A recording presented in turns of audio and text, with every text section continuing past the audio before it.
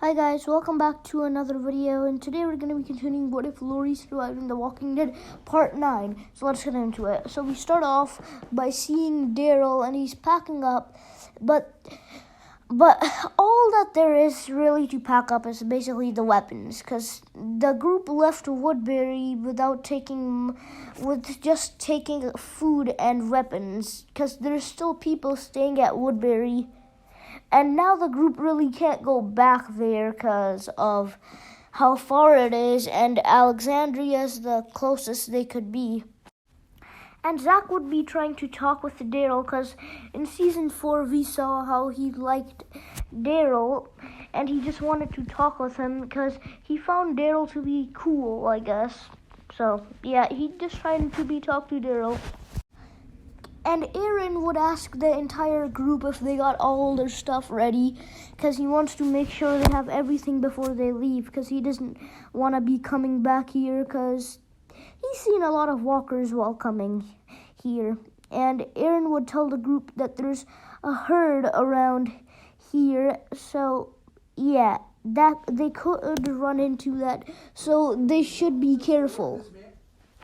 Carol would tell Aaron everybody seems ready, so they should get going already. And Aaron would say, "Great, follow him."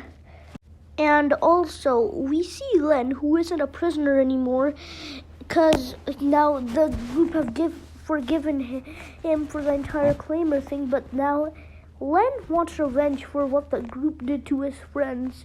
So he'd pick up his bow and arrow and reload and put his arrow in it.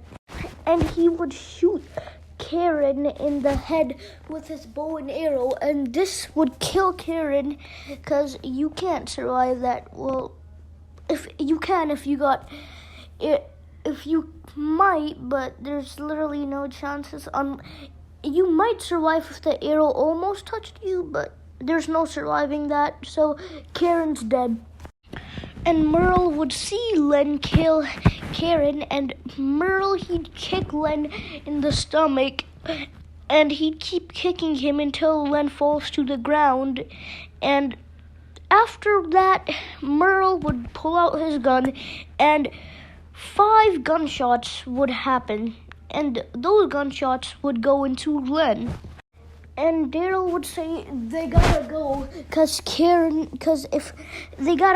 they can't bury Karen because the walkers must have heard those gunshots, and it's just all out dangerous for them to stay and bury Karen because if they don't go, they're gonna die because they know for sure the walkers would have heard that. And then Aaron would tell the group to start running so they could get there faster and they don't have to get through any walkers or anything like that. And the entire group would start following Aaron and running. And about a couple hours later, Rick and the group would get to where Aaron's hideout is and where his friend Eric is staying. And Aaron would tell the group that they'll go to his community, Alexandria, tomorrow because they're all pretty tired and they gotta rest up to travel a couple more miles to Alexandria. And Rick would thank Aaron for all he did to just save them, because he didn't even know if they were good people, and he still helped them.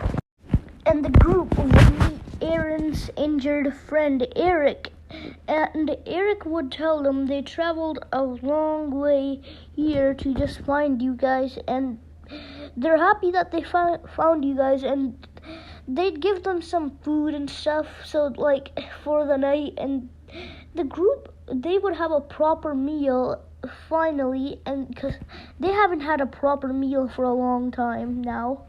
Maggie would get pregnant with Glenn's baby because now it's starting to get in season 6 territory almost, and Maggie got pregnant there, so I think it start there, because we're almost at the end of season 5 and it start now.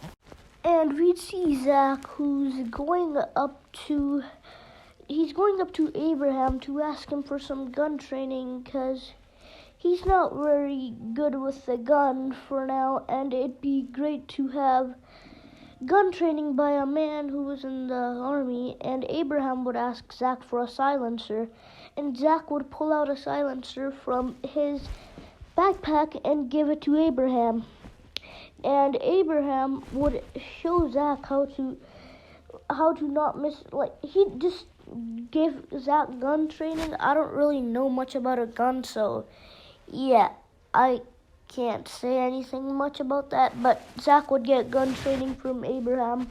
And we'd see Carl, who's just with his family, and I'm pretty sure all you guys know who's Carl's family. And if you guys don't know, Carl would just be hanging out with Rick, and also like Lori and baby Judith, because that's that's his entire family that's alive.